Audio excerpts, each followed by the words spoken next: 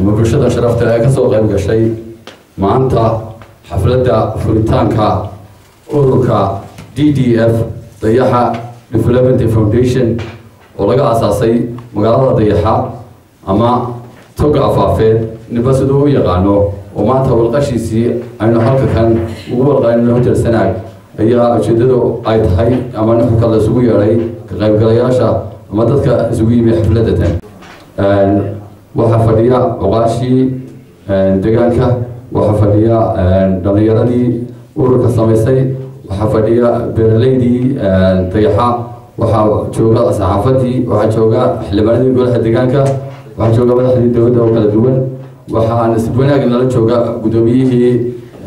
دجاجة طيحة محمد ورسمه وحصلنا يوم نسيب وحلا حفلتنا أي فرصتي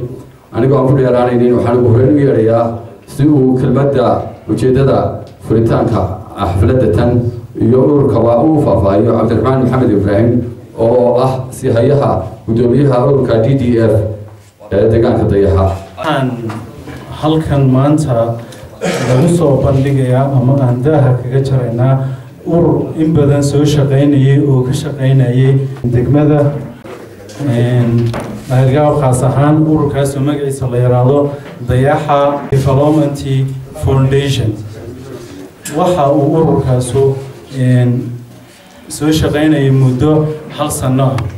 وحو كسو شقيني دجانكا ليراهدو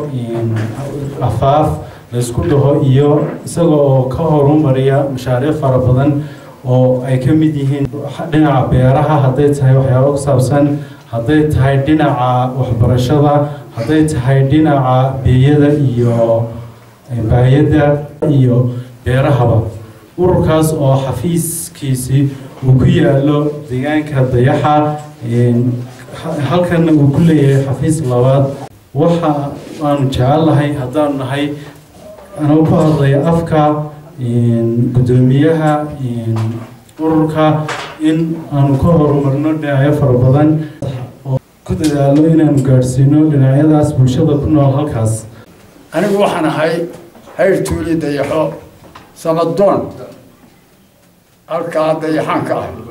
وحن كسر دوينيا أنت أوجا وكسر دوينيا هي عدها كسر دوينيا مدحنا كسر دوينيا وحي وحكا قبنايا دغانكا جيد ديحا iyo jiideeda wixii wax ka qabanaya anigoo guddoonka ah oo hayrtuulo ka ah oo sidaas ku soo dhawaada kulligiin waan idin mahadnaqayo maanta isugu nimi wanqasha xarika jawada NGO-gan loo sameeyay deegaanka dayaxa Development Foundation deegaankan dayaxa waa deegaan aad u ballaaran waa deegaan baahiyo kala duwan leh inuu yeesho NGO noocaas oo local ah ama wadani ah oo ka jira deegaankaas aad baan soo dhaweynaynaa dhalin ahaan intaan magaalada joogno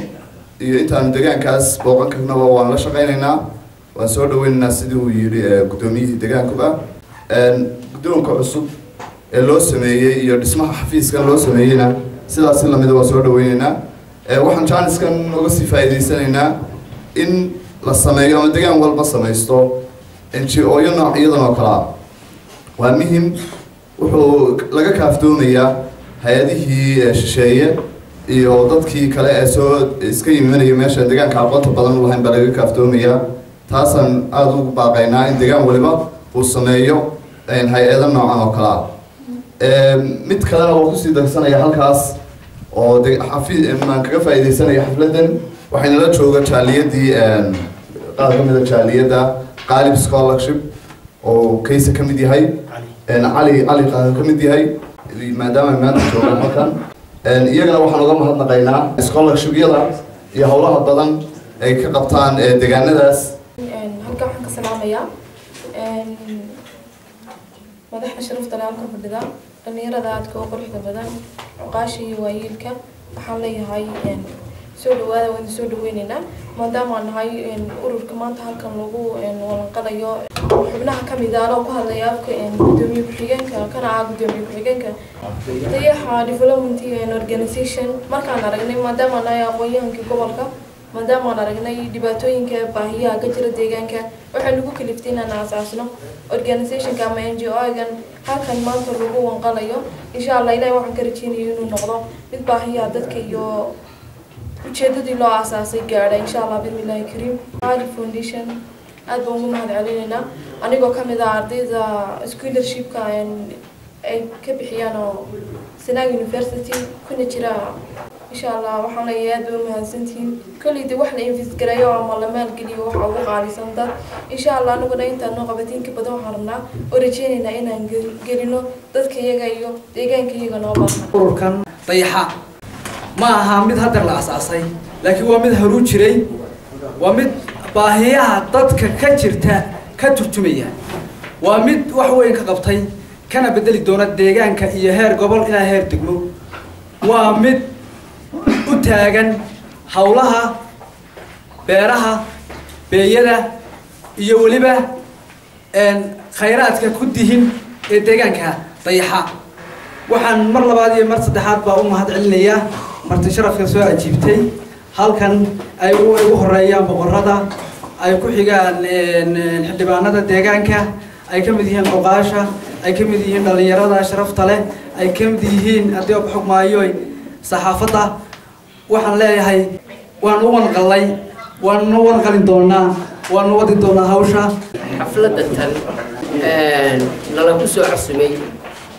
aad baan u soo dhaweynaynaa waanu jecelahay haddaanu nahay waayeelka reeraha in horumar la sameeyo waa waxaan ugu jecelahay waxaan ugu sii jecelahay waa intii loo baahay oo ah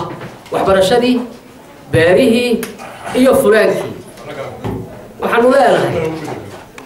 ina kalena loo baahayana ku dara fadlan markay idin ballaadhato aad baanuna idinku hambaliyaynaynaa waanu soo dhawaynaynaa waana idinkula shaqaynaynaa waxaan aad iyo aad u soo dhawaynayaa dhalinyarada ka furtay ururka dayaxa ee maanta ku talagashay xafladda dagaaliso aad baan u soo dhawaynayaa waxaana leeyahay aad iyo aad loogu mahadsantihiin waxa weeye waa horumar uu baahnaa gobolku iyo degmadu iyo dayaxi intuba waa u baahnay inay hesho urur wax u qabta dayaxa dayaxi waa meel qaniya sida lagu wada yaqaano waxaan ururkan hore loogu sameeyo laakiinse waa nasiib hadday maanta ay heshay urur maanta wax u qabta dayaxa ururka dayaxa aad iyo aad baan u soo dhawaynaynaa intii ku fikirtayna wax wacan bay fikireen anigu waxaan ugu baxay inaan soo dhaweeyo oo aan taageero wixii waxqabada ee xagga degmo kaga xidhan iyo dhinac kastaba ka gol ahaan deegaan ahaan waanaan taageerayaa ururka maanta la daahfuray dayaxa development organization aad iyo aad baan run ahaantii usoo dhaweynay waxaan u malaynayaa qof kasta oo somalilandera oo dayaxa maqlaa wuu garanayaa taariikhdeeda sida oo kale sida xildhibaanku u sheegay waa meel aad iyo aad qani u ah waa dhulka u baahan in indhaha gaarka lagu eego si loogu qabto deegaankooda sidaa daraaddeed aad iyo aad baan ugu faraxsannahay una soo dhaweynaynaa ururka isu xilqaamay inay wax u qabtaan dalkooda iyo deegaankooda waxaa loo baahan yahay inaynu maskaxdeena ka shaqeyno oo haddii mid ceelka xaadxaadho aan odhan mid kale ana xaadxaadhan lahaa laakiin waddadii iyana loo mari lahaa uu xaadxaadhaa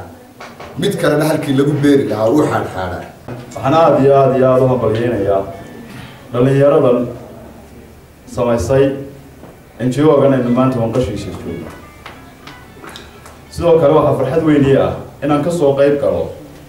munaasabadoodan maanta aad iyo aad baan ugu faraxsanahay anigu waxaan ahay xildhibaankii laga soo doortay jiidda ay magacan dayaxi ka mid tahay ama afaafba waa ii sharaf waa ii nasiib wanaag inaan maanta ka soo qayb galo xafladooda si gaaruna aniga ay khuseeyaa xildhibaanada kale ka duwan in NGO la samaystaa oo organization la samaystaa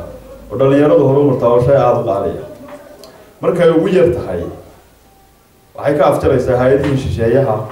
ee maraashicda yarar ku soo qaadanaya ama aan ogeynba ama inay ogeysiiso iyagii ama inay mashruuc yaraa loo soo qaaday ilaaliso deegaanada kale way u baahan yihiin iyagana waxaan ka rajaynayaa inay intaa kasii ballaariyaan oo deegaan badan ay ka shaqeeyaan annagu ka gole deegaan ahaan waxaanu diyaar ula nahay wada shaqayn buuxda iyo inaanu garab taagnaano haddii ay ugu hoydno waxaanu ugu ballan qaadayaa maraashiicda ugu horreysa inaanu anagu kala shaqaynayno iminkana kuwaanu gacmaha ku hayno aanu gacmaha u gelin doono